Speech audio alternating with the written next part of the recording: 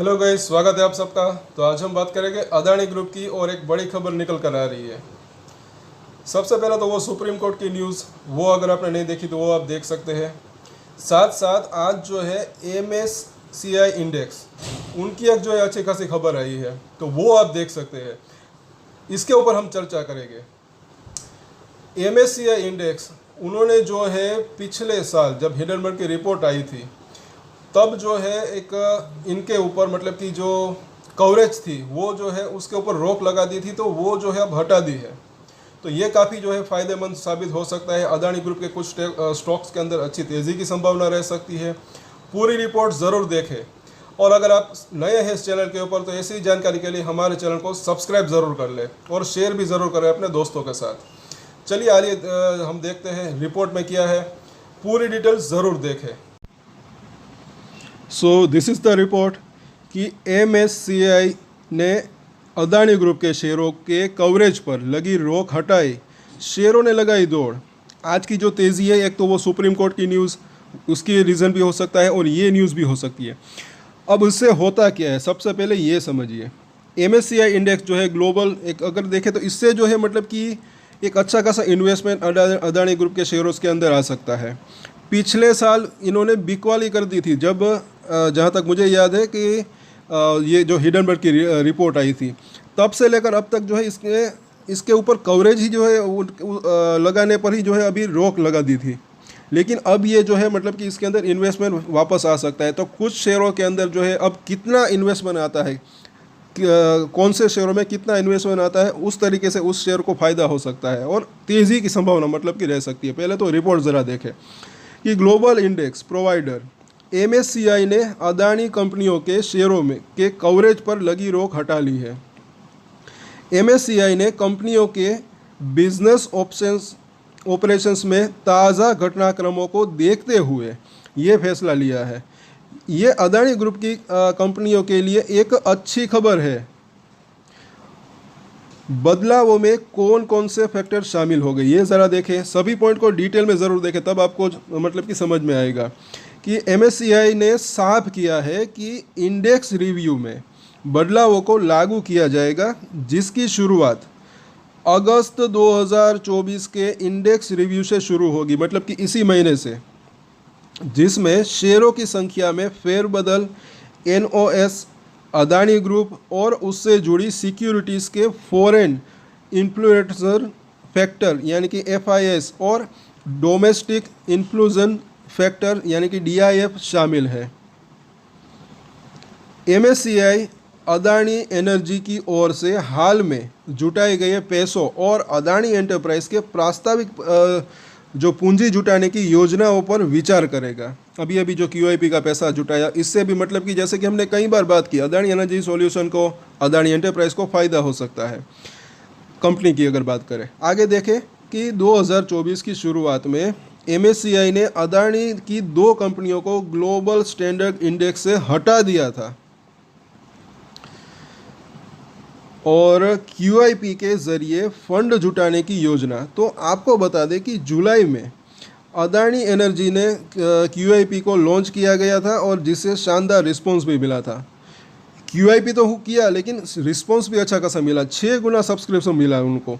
और कंपनी ने QIP के ज़रिए 8,373 करोड़ रुपए जुटाए गए और अदानी एनर्जी सॉल्यूशन QIP से मिलने वाली रकम का इस्तेमाल transmission asset, smart metering business और कर्ज चुकाने में करेगी।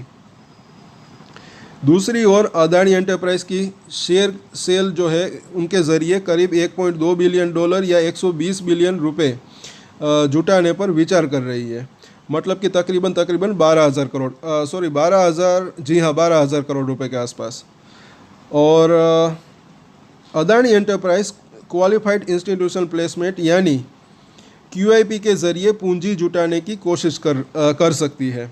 और यहाँ पर $1.2 बिलियन और 120 बिलियन रुपए, ये थोड़ा सा डिफरेंस यहाँ पर मतलब कि है, इसका कैलकुलेशन आप खुद कर सकते हैं। मतलब आगे देखते हैं कि अदानी ग्रुप के शेयरों में तेज़ी। तो ये आज का हाल है कि 2 से 5.5% के आसपास की तेज़ी रही कुछ शेयरों के अंदर, अलग अलग भी कारोबार हो रहा है।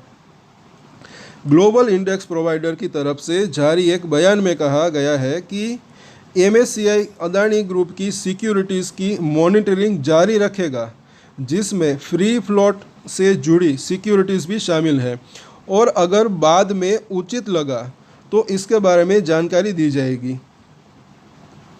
इन सिक्योरिटीज़ के लिए विदेशी और घरेलू इन्फ्लूजन फैक्टर्स की घोषणा अगस्त 2024 इंडेक्स रिव्यू के साथ की गई थी। ये सभी बदलाव 30 अगस्त को मार्केट क्लोजिंग के बाद से लागू हो जाएंगे। ये भी आप इसको देख सकते हैं, तारीख को नोट कर सकते हैं। और इमर्जिंग मार्केट इंडेक्स में भारत का वेटेज मई में 18.8% से बढ़कर रिकॉर्ड 19.8% हो गया, जबकि चीन का वेटेज 24.7% से घटकर 24.2% हो गया है।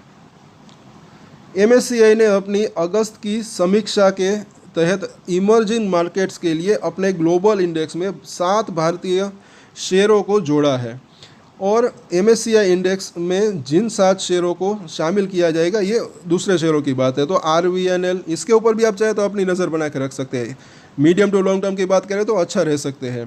तो RVNL, उसके बाद Vodafone Idea, Dixon Technologies, Oil India, Oracle Financial और प्रेस्टीज एस्टेट्स और जाइडस लाइफ साइंस, इन जो है लिस्ट से बंधन बैंक को बाहर रखा गया है।